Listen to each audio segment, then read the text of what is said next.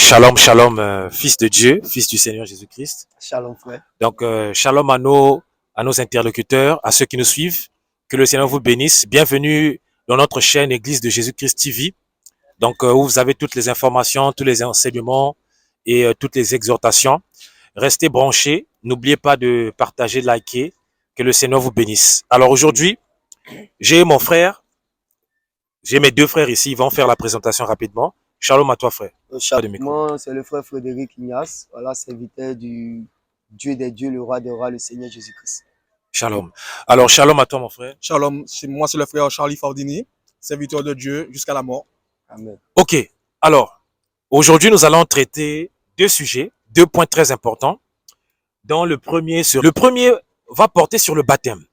Alors, homme de Dieu, on entend dire ici et là, il y a des soi-disant hommes de Dieu, lorsqu'ils baptisent des personnes, ils se vantent, ils se glorifient, comme quoi, qu'importe ce que eux ils vous feront, vous ne devez pas partir vous ne devez pas les laisser, parce que comme quoi vous avez leur baptême, vous portez leur baptême sur vous.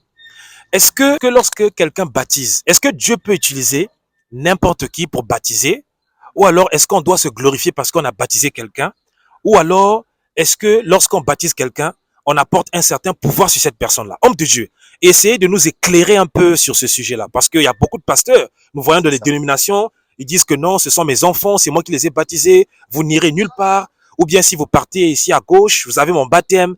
Est-ce que celui qui baptise apporte véritablement un pouvoir sur la personne? Ou alors c'est juste un simple canal? Ok, que la gloire soit rendue au Seigneur Jésus-Christ. Amen. Déjà, frère, il faut savoir que le baptême ne vient pas d'un homme, le baptême est de Jésus-Christ. C'est pour cela que quand on baptise au nom de Jésus. On dit que le baptême porte un nom. Et c'est en ce nom que nous nous reconnaissons. Amen. Il peut arriver que même Dieu peut utiliser quelqu'un qui n'est pas sauvé pour te baptiser. Ah bon? Dans les Écritures, oui, effectivement, dans les Écritures, nous avons plusieurs exemples. Nous allons prendre un premier exemple en Jean 4, 2. Jean chapitre 4, verset 2. Jean chapitre 4, verset 2. Oui, vas-y, mon frère. Toutefois, Jésus ne baptisait pas lui-même. C'est un peu frère. Nous savons que le Seigneur Jésus-Christ avait 12 disciples.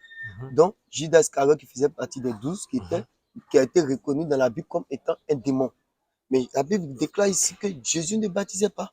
Ce sont ses disciples qui baptisaient. Ce qui veut dire que Judas a aussi baptisé. Pourtant, Non, homme de Dieu. oui, Attendez, donc Judas qui faisait partie des 12 apôtres, qui était un démon d'ailleurs, comme le dit l'Écriture, il a baptisé aussi. oui, parce qu'il a reçu le pouvoir du Seigneur Jésus-Christ pour baptiser. Le pouvoir ne vient pas de lui-même, mais le pouvoir lui a été donné Donc par le un Seigneur. démon a baptisé. Oui, Et est-ce que ce baptême de Judas là est valable ou pas? oui, parce qu'il n'a pas reçu le pouvoir de lui-même. Il a été poussé par l'Esprit de Dieu pour baptiser. Puisque nous savons que le diable travaille, il est au service de Dieu. Donc Dieu peut l'utiliser pour faire de bonnes choses ou de mauvaises choses. Donc ça veut dire que Dieu peut prendre même un fils de Satan pour amener ses enfants à la conversion. Effectivement, un fils de Satan peut être à la base dans la parole de Dieu, c'est-à-dire il va suivre, mais arrivé un moment donné, sa vraie nature va se dévoiler. Mais si ce qu'il a prêché est vrai, nous nous disons Amen. Donc ça veut dire que les hommes de Dieu qui se glorifient, qui pensent qu'ils ont un certain pouvoir du fait qu'ils ont baptisé, ça veut dire qu'ils sont pas dans Non, la un homme bonne peut voie. pas avoir un pouvoir sur un chrétien. Le pouvoir nous vient de Dieu. Donc, nous devons plutôt nous glorifier du fait que nous avons été baptisés en Jésus-Christ, y compris le prédicateur lui-même, parce que lui aussi, il est serviteur de Dieu comme moi, mais il a été un canal par lequel Dieu utilise pour pouvoir envoyer ses enfants à la bergerie. Donc, là, c'est clair parce que vous avez lu les passages et nous avons très bien entendu Judas qui faisait partie des 12 apôtres a baptisé et il est allé même à faire des miracles, il est allé prêcher, cependant il était un démon. Donc, si vous pouvez dire un mot à ces serviteurs-là qui font comme du chantage ou qui pensent qu'ils ont un pouvoir parce qu'ils ont baptisé des fidèles, qu'est-ce que vous pouvez leur dire comme conseil ou comme mot ou comme quelque chose? Quel message vous pouvez leur apporter? Le message que je vais donner, on va prendre déjà Acte 2:37. On va leur montrer que le baptême, c'est pas nous qui faisons, mais c'est Jésus-Christ qui nous utilise, quoi. Voilà, baptise. Donc nous ne devons pas nous glorifier. Et ce qui est très, très dangereux, dans la parole de Dieu, on ne se glorifie pas. C'est Dieu qui doit être vu, et non nous les hommes. C'est ça, tout homme qui prêche Jésus-Christ doit être humble, doit être doux. Parce que entre nous chrétiens, ce qui doit prôner, c'est l'amour. L'amour. Ça fait partie des fruits de l'esprit, effectivement. Effectivement. Donc, tu ne dois pas te glorifier du fait que tu as baptisé quelqu'un, mais tu dois plutôt te réjouir du fait qu'une âme a été sauvée par ton canal. C'est ça. C'est ça le plus important. Donc, Acte 2:37, Acte 2:37. oui, à 38, Après avoir entendu ce discours, oui, ils eurent le cœur vivement touché, ils ont eu le cœur vivement touché, virgule, oui. et ils dirent à Pierre et aux autres apôtres, Ils ont dit à Pierre et aux autres apôtres, hommes frères, hommes frères, que ferons-nous? que ferons-nous? Donc, Verset 38. oui, Pierre leur dit, Pierre va leur dire, repentez-vous d'abord, il y a la repentance, parce que c'est ce que beaucoup de ces soi-disant hommes de Dieu ne comprennent pas. Ils ne sont pas repentis convenablement, donc ils se glorifient de la parole de Dieu. Non, il y a la repentance qui est très importante. Là, les gens pensent que suffit de dire Jésus est Dieu, tu t'es déjà repenti. Non.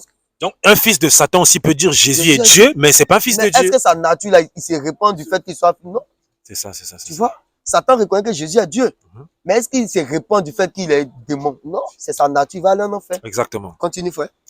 Pierre leur dit, Pierre va leur dire, repentez-vous oui, et que chacun de vous soit baptisé au nom de Jésus-Christ. c'est un peu là. Est-ce que Pierre a dit que chacun de vous soit baptisé en mon nom?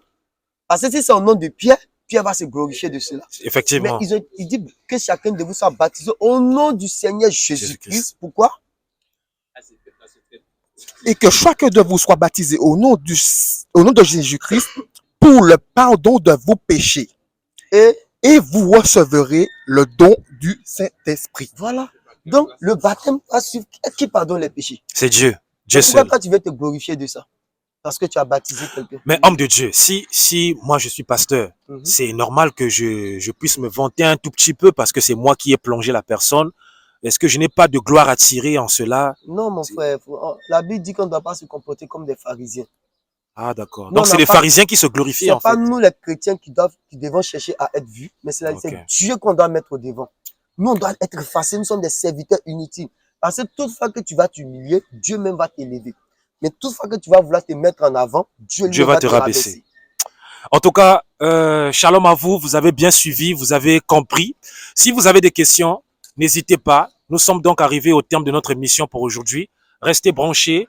N'oubliez pas de partager, de liker.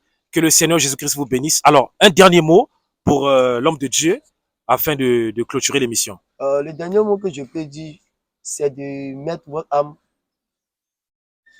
chercher l'assurance de vos âmes en Jésus-Christ. Parce que tout ce que vous suivez, tout cela qui vous annonce Jésus, sans vous prouver avec exactitude qui est Jésus, ne peut pas vous conduire au paradis. Mais cherchez, la Bible déclare, cherchez premièrement le royaume des cieux. C'est quoi chercher premièrement le royaume des cieux? C'est-à-dire chercher la vérité authentique du Seigneur Jésus-Christ. Tout le monde peut prêcher, mais tout le monde ne dit pas la vérité. Ah. Donc, cherchez la vérité afin que vous soyez sauvés, vous et vos familles. Tout le monde peut prêcher, mais tout le monde ne dit pas la vérité. La vérité, c'est la parole de Dieu. En tout cas, shalom à vous. D'ici là, portez-vous bien et que le Seigneur vous bénisse. Ciao, ciao.